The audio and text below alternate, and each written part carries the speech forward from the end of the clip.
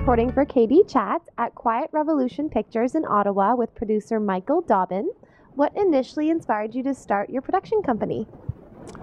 Well, I've always loved movies, so that's a big part of it. I grew up in Ottawa, and I left Ottawa in my teens to go study in Toronto, and had from there gone and worked in Europe. And I was sort of ready to hang my shingle as a producer, and was always getting asked overseas if I knew any good Canadian co-producers. So I thought maybe I should try to fit that niche, and that's the short answer.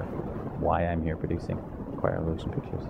Were there any films growing up that really inspired you and motivated you to get into film? Gosh, yeah. I used to love Terry Gilliam stuff. Actually, I still do. There were a lot of, I mean, I of course grew up when the Star Wars trilogy was out, things like that. Ron Howard's stuff.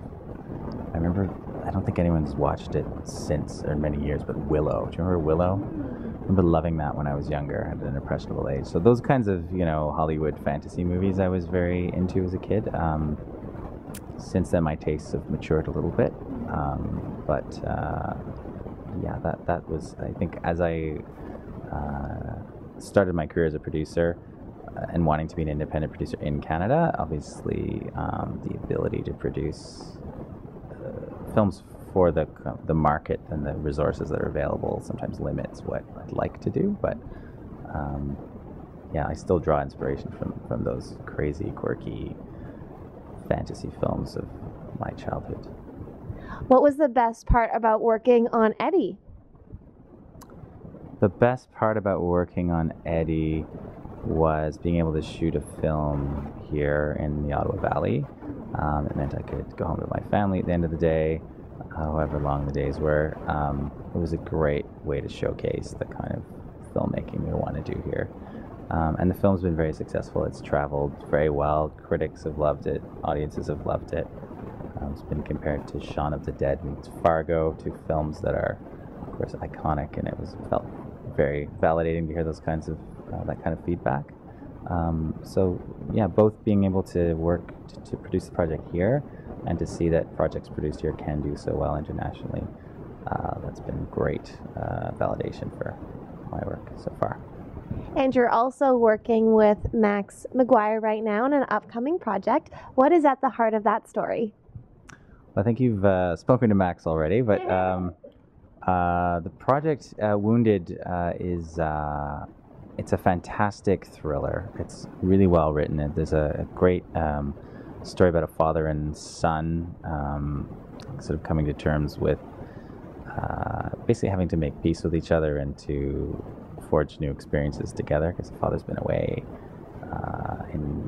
in Afghanistan. So obviously the father has some challenges he's facing, but you're dropping them into the middle of sort of epic scenery of the wilderness, and when the survival story sort of kicks in, it becomes this whole new layer to this tension that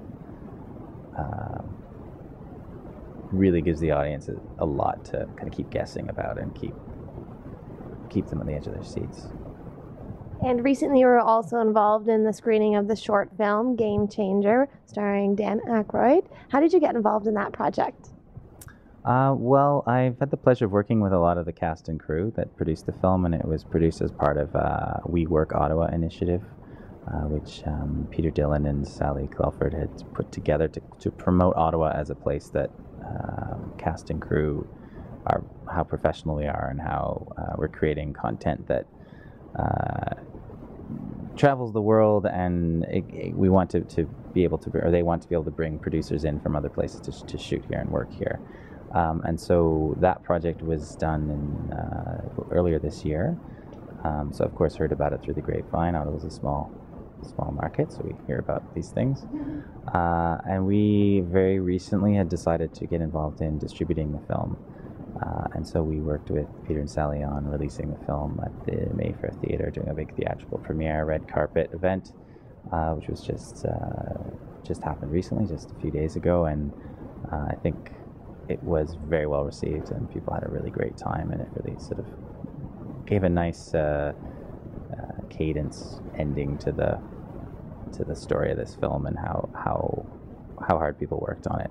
So to have it celebrated here in town too was really a great experience, which I'm proud to have been part of. And you've also been getting a lot of positive feedback for the MAIDEN Danced to Death. What was it like being at the Montreal World Film Festival with that film? That was the Montreal World Film Festival was the perfect place for this particular film to launch. I mean, it's a dance drama set in Montreal and in Budapest. The film has done very well. It's been in about 30 festivals in 20 countries, and is still traveling. It was actually under consideration for the Hungarian Best Foreign Language Oscar nomination this past year. And when I look back at Montreal now, after all of that having happened, it was quite serendipitous, because in competition that same festival was another film called Hasta la Vista, produced by Phobic Films in Belgium, which won the Audience Award. And since that time, that company and I are working together on a co-production, which we're looking forward to shooting this coming year. So it's funny how one thing leads to another. But yeah, the film's been successful.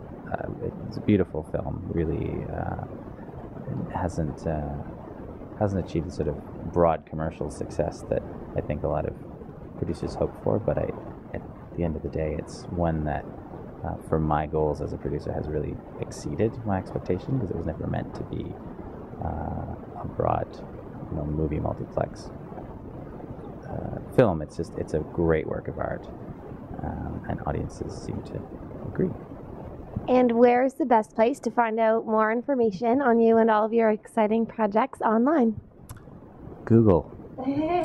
Our website is qrpictures.com.